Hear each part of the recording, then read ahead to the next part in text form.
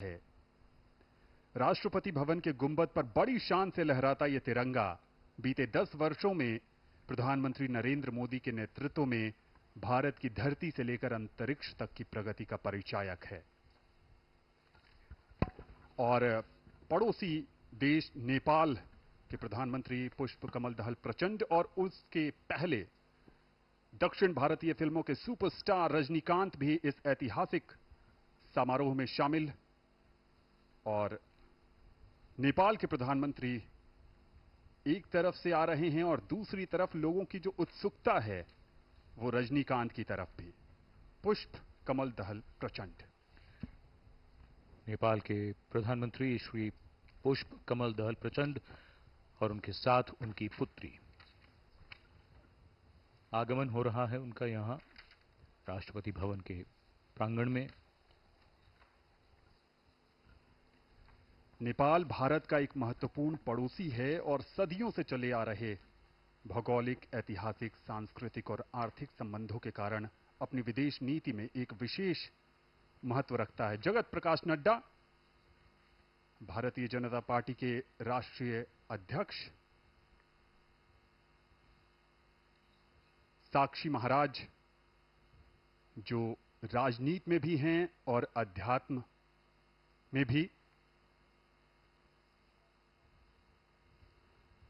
संजीव, इस बार इस बात की भी लोगों में दिलचस्पी है कि क्या जगत प्रकाश नड्डा को संगठन के प्रभार से हटाकर मंत्री पद मिलेगा। भूटान के प्रधानमंत्री श्री शेरिंग तोब्गे का आगमन,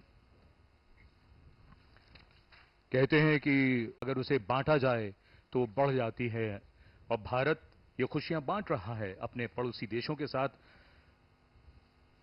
And Bhutan is the birthplace of the concept of Gross National Happiness Index, which is given first priority in the country.